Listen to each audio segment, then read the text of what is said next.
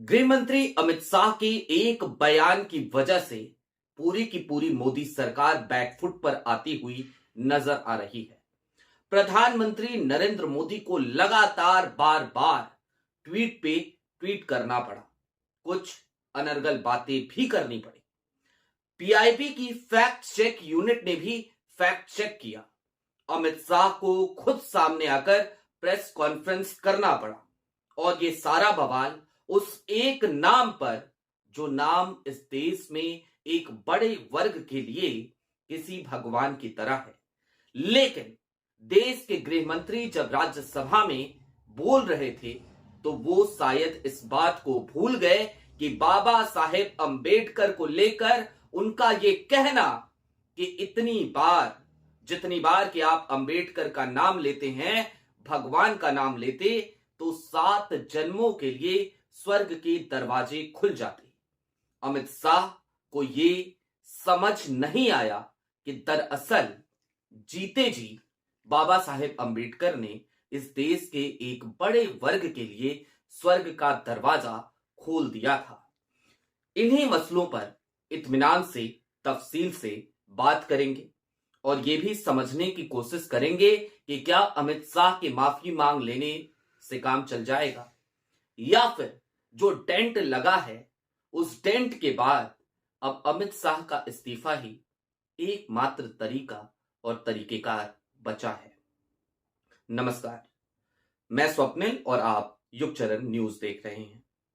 सबसे पहले तो यही अपील कि यदि चैनल पे नए हो तो अभी सब्सक्राइब कर लीजिए, क्योंकि हमारी और आपकी मुलाकात लगातार यहां होती रहती है। आगे बढ़ते हैं और सबसे पहले आपको अमित शाह साहब का राज्यसभा में दिया गया वो बयान, वो वक्तव्य सुनाते हैं, जिस बयान पर पूरे देश में हंगामा बरपा पड़ा है। मान्यवर, अभी एक फैशन हो गया है अंबेडकर अंबेडकर अंबेडकर अंबेडकर अंबेडकर अंबेडकर। इतना नाम अगर भगवान का लेते हैं तो 7 जन्मों तक स्वर्ग मिल जाता। अच्छी बात है ना? सुनिए तो। जी हां, सुना आपने। अमित शाह ने सदन के भीतर सीधे तौर पर अंबेडकर का पहले तो 6 बार नाम लिया और नाम लेने के बाद बोल पड़े कि यदि इतनी बार अंबेडकर की जगह भगवान का नाम लिया होता तो स्वर्ग के दरवाजे 7 जन्मों के लिए खुल जाते। अमित शाह जब ये बात कह रहे थे तो निश्चित तौर पर मुझे कुछ और याद आ रहा था। मुझे याद आ रहा था कि इस देश को सपेरों का देश क्यों कहा जाता है, और ऐसा इसलिए क्योंकि इस देश के गृह मंत्री 7 जन्मों की बात करते हैं। जब गृह मंत्री 7 जन्मों की बात करें तो निश्चित तौर पर देश को सपेरों का देश ही कहा जाएगा। अब थोड़ा सा आगे बढ़ते हैं। इसके बाद के घटनाक्रम में आप सबको अब तक पता है क्या क्या हो चुका है, लेकिन फिर भी एक बार रिकॉल कर लीजिए। कांग्रेस के नेता मल्लिकार्जुन खड़गे, राज्यसभा में नेता प्रतिपक्ष, उन्होंने सीधे तौर पर अमित शाह का इस्तीफा तक मांग लिया। थोड़ी और देर हुई तो फिर मल्लिकार्जुन खड़गे ने कहा कि कल, यानी कि जो रात बीत चुकी है, उस रात को 12 बजे तक प्रधानमंत्री नरेंद्र मोदी अमित शाह को बर्खास्त करें। अब ये बर्खास्त और इस्तीफे की बात कहां से आ गई, इस पे जरा आगे बात करेंगे और ये क्यों मांग उठाई जा रही है ये समझना जरूरी है। क्या इस्तीफा अमित शाह देंगे, ये भी आगे आपको तफसील से समझाएंगे। लेकिन उससे पहले जरा पीआईबी की फैक्ट चेक यूनिट देख लीजिए। पीआईबी की फैक्ट चेक यूनिट ने एक ट्वीट किया है, वो आपके स्क्रीन पर है, और पीआईबी की फैक्ट चेक यूनिट ने कहा कि अमित शाह को लेकर किया जा रहा यह दावा भ्रामक है कि उन्होंने कोई आपत्तिजनक बयान दिया है। जरा सोचिए कि पीआईबी खुद ये बात कह रही है कि यह आपत्तिजनक बयान नहीं है और फैक्ट चेक कर रही है, जबकि इस पूरे मसले में फैक्ट चेक करने जैसा कुछ था ही नहीं। निश्चित तौर पर अमित शाह जी ने जो बात कही वो बाबा साहेब भीमराव अंबेडकर के फॉलोअर्स के लिए, उनको मानने वालों के लिए या फिर मैं यूं कहूं तो समूचे हिंदुस्तान के लिए, खास तौर पर उन लोगों के लिए जो लोकतंत्र में, डेमोक्रेसी में भरोसा रखते हैं, जो संविधान में मानते हैं, उनके लिए वो बयान आपत्तिजनक ही था।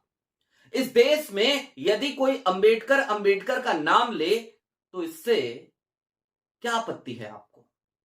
क्या गृह मंत्री को यह कहना चाहिए था कि अंबेडकर अंबेडकर मत करिए बल्कि राम राम करिए? और वो भी उस देश में जिस देश के इतिहास में ये कड़वा सत्य छिपा हुआ है कि लंबे समय तक कुछ वर्गों को राम राम कहने से वंचित किया गया, जिस देश का ये कड़वा इतिहास है, कटु सत्य है कि यदि गलती से भी शास्त्रों के कुछ अंश उन्होंने याद कर लिए तो उनके कानों में पिघले हुए धातु पहुंचा दिए गए, उनकी जबानें काट दी गई, उनको वंचित रखा गया शिक्षा से। उस देश में अमित शाह को क्या यह बात कहने का अधिकार है? संभवतः नहीं। क्या यह बयान आपत्तिजनक नहीं है? जवाब है बिल्कुल है। अंबेडकर इस देश में उन लोगों के लिए भगवान की तरह ही थे और अंबेडकर निश्चित तौर पर एक भगवान बने, और भगवान बने तो इसलिए बने क्योंकि उन्होंने इस दुनिया में, इस भौतिक संसार में शोषितों के लिए, दलितों के लिए, वंचितों के लिए स्वर्ग के दरवाजे खोले। समानता का अधिकार उन वर्गों को दिलाना उन वर्गों के लिए स्वर्ग के दरवाजे के खुलने जैसा ही था। 7 जन्मों की बात करने वाले गृह मंत्री जी, मैं आपसे दो टुक एक बात कहना चाहता हूं। 7 जन्म हो सकता है, कोरी कल्पनाएं हो, लेकिन ये भौतिक संसार जिसमें हम और आप जीवित हैं, जिसमें हम और आप विचरण करते हैं, ये तो हमारे सामने का सत्य है, हमारा वर्तमान है।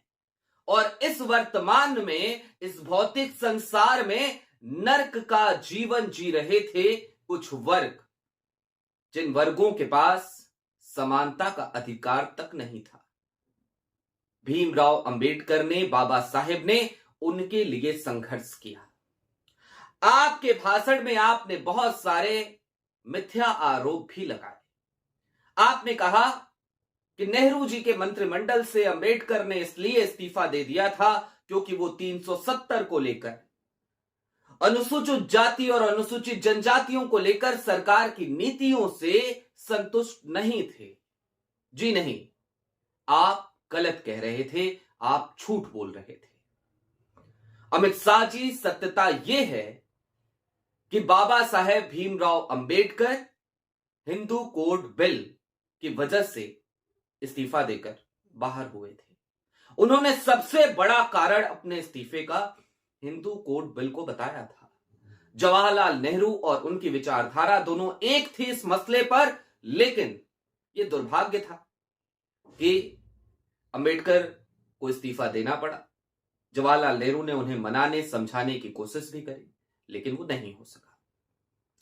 कालांतर में बहुत कुछ हुआ है, लेकिन आप सेलेक्टिव इतिहास को कोट करने में माहिर हैं। आपकी पार्टी लाइन हमेशा ही सेलेक्टिव इतिहास को कोट करती है। हालिया दिनों में संभल का ही एग्जाम्पल ले लीजिए ना। संभल को लेकर जब सदन के भीतर योगी आदित्यनाथ जी बात कर रहे थे तो उन्होंने 1978 के दंगों का जिक्र कर दिया। लेकिन अमित शाह जी, सत्यता तो यह है, योगी आदित्यनाथ जी, सत्यता तो यह है कि 1978 में जिस वक्त के दंगों का आप जिक्र कर रहे थे, जब 184 लोगों को अपनी जान गंवानी पड़ी थी, उस वक्त दिल्ली से लेकर लखनऊ तक आपकी सरकार थी।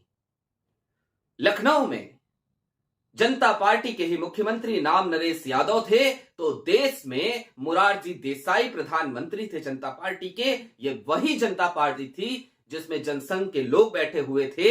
ये वही जनसंघ था जो जनसंघ आगे चलकर जब जनता पार्टी से अलग हुआ तो फिर भारतीय जनता पार्टी का निर्माण किया गया। उस वक्त 1978 में देश के विदेश मंत्री अटल बिहारी वाजपेयी थे और देश के सूचना प्रसारण मंत्री लालकृष्ण आडवाणी थे। तो सोचिए कि आप किस तरीके से बार बार गलत इतिहास को कोट करते हैं। अब ये समझ लीजिए चलते चलते कि इस्तीफे की बात क्यों। अंबेडकर कोई एक नाम नहीं है इस देश में। इस देश के एक बड़े समाज के लिए अंबेडकर भगवान है। और इसीलिए आज जब मैं ये वीडियो आपके सामने ला रहा था तो मैंने नीले रंग की टी शर्ट पहनी, ताकि आपको जो बताना चाहता हूं उसमें एक रंग, उसका भी महत्व समझ में आए, दिखाई दे, परिलक्षित हो। दोस्तों, अमित शाह माफी मांग भी लेंगे। हालांकि कल की प्रेस कॉन्फ्रेंस में भी उन्होंने माफी नहीं मांगी। यदि वो माफी मांग भी लेंगे तो भी वो पर्याप्त नहीं है। भारतीय जनता पार्टी पे जो डेंट लगेगा वो अलग बात है, लेकिन इस देश के एक बड़े वर्ग को जो पीड़ा अमित शाह के उस बयान ने पहुंचाई है उसका क्या कीजिएगा। तो निश्चित तौर पर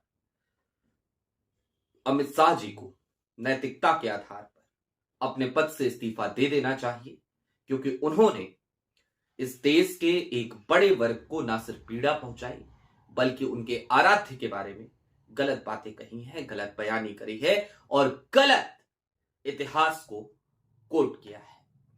अभी के लिए दीजिए इजाजत। ऐसे ही तमाम अपडेट्स, तमाम डेवलपमेंट्स के लिए जुड़े रहिए युग चरण के साथ। शुक्रिया।